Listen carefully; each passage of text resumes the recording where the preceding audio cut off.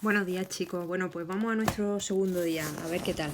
Que os quiero felicitar y dar las gracias porque ayer respondisteis todos estupendamente a la petición que se os hizo. Espero que os sirviera y que entendierais todo y que estéis sin duda.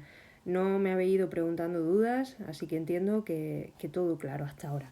Bueno, vamos a empezar corrigiendo el ejercicio que os pedía en la página 75 del libro.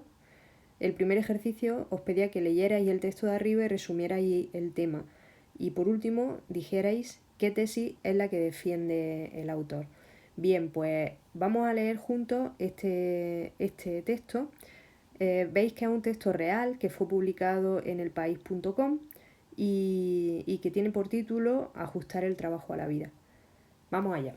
Una de las reformas fundamentales para aumentar la productividad de la economía española es la modificación radical de los horarios de trabajo.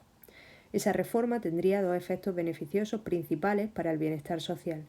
El primero sería el ya mencionado de aumentar la productividad del trabajo, porque como han demostrado los estudios sociológicos y económicos realizados, la concentración horaria, una jornada intensiva, digamos de 9 a 3 o de 5 o a 5 horas, aumenta la implicación de los trabajadores, que enfocan con mayor acierto las tareas y toman decisiones más rápidas y certeras.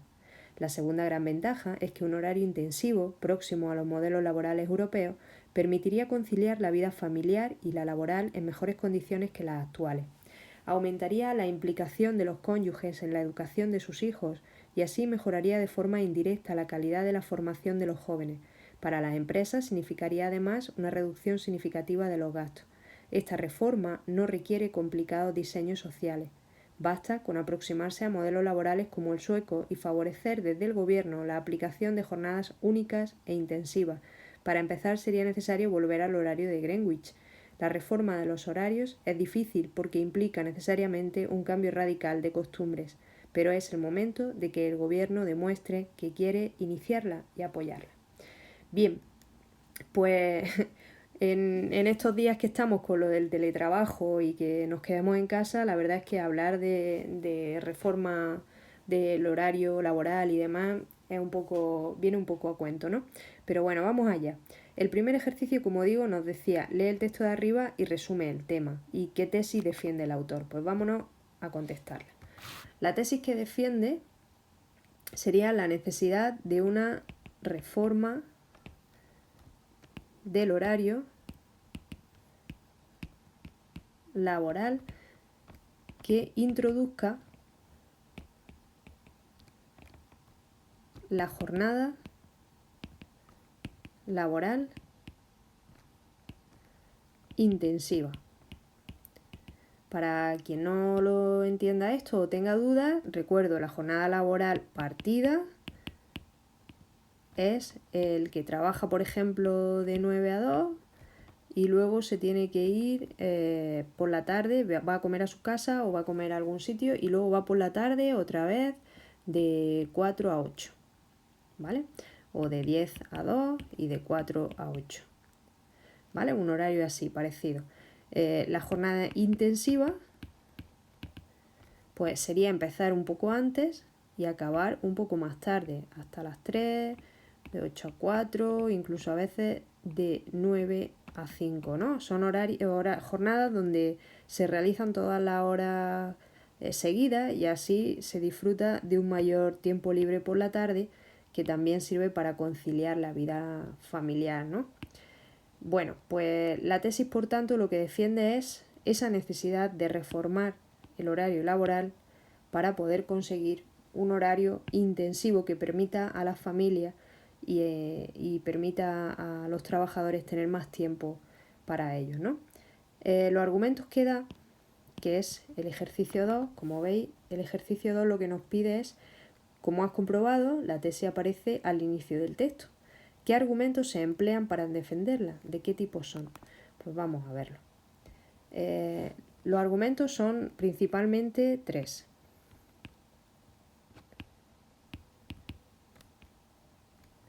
Os estoy escribiendo para que podáis corregir vosotros mismos vuestros ejercicios, ¿de acuerdo?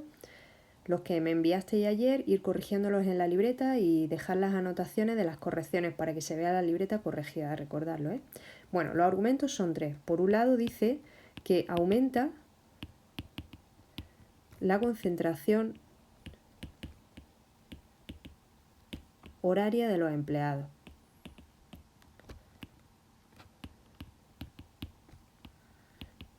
Quizá porque no están pensando en irse a casa a comer y porque no tienen que venir de un parón donde tienen que volver a reenganchar si trabajan por la tarde, ¿de acuerdo? Ese aumento de la concentración señala que implica un aumento de la efectividad de los trabajadores. Así, aunque esté en el mismo número de horas que si lo hicieran a jornada partida, su productividad o lo que les da tiempo a hacer es mucho más porque están más concentrados, ¿de acuerdo? Otro argumento que da es que el horario intensivo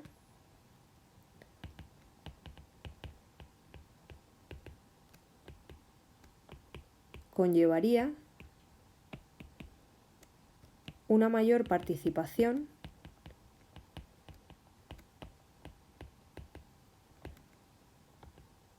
de los padres y madres en la educación de sus hijos. Al poder estar más tiempo en casa o más tiempo con sus familias, puedan dedicar también más tiempo a la educación de su hijo, que cuando es jornada partida muchas veces queda a cargo de una persona que los cuide, de los abuelos y otras veces, por desgracia, solo de la televisión o de las videoconsolas, ¿no? Porque el niño a veces está solo. En tercer lugar, el tercer argumento que da es que la jornada intensiva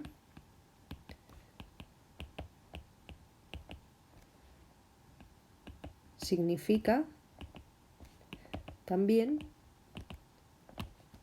reducción en los gastos de la empresa.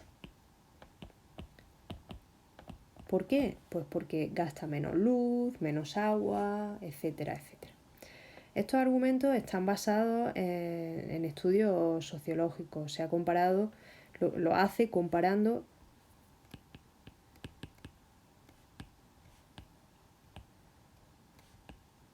el modelo sueco con el español. Y se ve como en uno mejora muchísimo más, ¿de acuerdo? Un segundito que no se me apague la tablet, la voy a conectar para que se vaya cargando mientras grabamos el vídeo, ¿vale?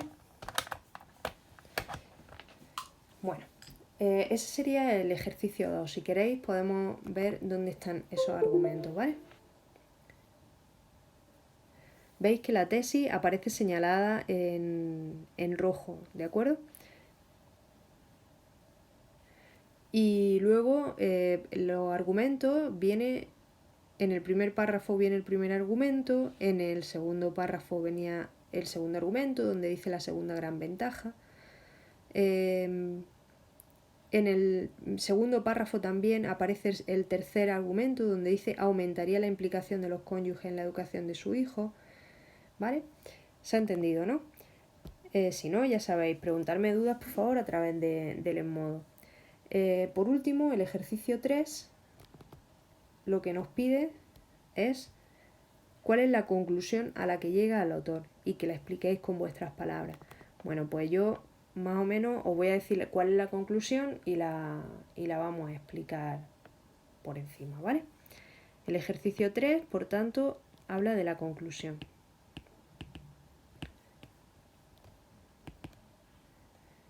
¿Cuál es la conclusión a la que llega? Pues que la reforma es difícil de llevar a cabo. ¿Por qué? Pues porque en España está muy establecido lo de la jornada partida, ¿no? El que la gente pueda trabajar por la mañana y por la tarde, llegar a sus casas tipo 8 de la tarde. Y también porque estamos acostumbrados a ese horario de trabajo en los negocios, en las tiendas. y habría que reacostumbrarse no solamente a nivel organizativo, sino también a nivel mental, ¿no? Acostumbrarnos a trabajar de ese modo. Pero también dice que es el momento de que el gobierno lo aborde. Es decir, que lo trate, ¿de acuerdo? Bien. Bueno, pues hasta ahí la corrección de los ejercicios. Os vuelvo a repetir, si tenéis dudas, me comentáis, ¿vale? Bueno, vamos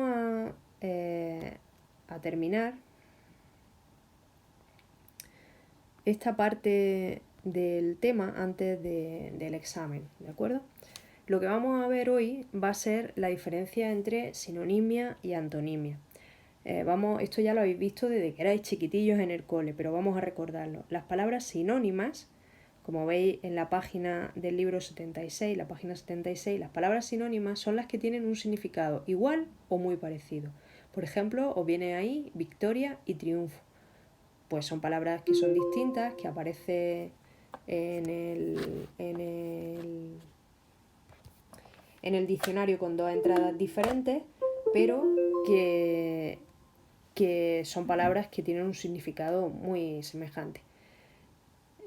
Luego, las palabras antónimas son justo lo contrario, las que tienen significado no solo diferentes, sino contrarios. Por ejemplo, liberar o oprimir. Liberar es dejarle en libertad y oprimir es apretar, instigar, agarrar, ¿no? Muchos antónimos se forman añadiendo un prefijo, por ejemplo, gobierno, desgobierno. Pero otros pues tienen palabras diferentes, como en el caso de abrir, cerrar, dormir, despertar, vivir, morir, etc. Bueno, luego aquí viene una excepción que tenemos que tener en cuenta. Dice que las palabras polisémicas con más de un significado pueden ser sinónimas o antónimas de otras en una de sus acepciones, pero no en todas. Por ejemplo, significado y sentido son sinónimas en la oración, explica el significado de estas palabras en el texto. Sin embargo, no lo son en la oración. El oído es uno de los 5 sentidos, porque aquí sentido no es significado. Sin embargo, en explica el significado de esta palabra en el texto sí podríamos haber dicho explica el sentido de esta palabra en el texto.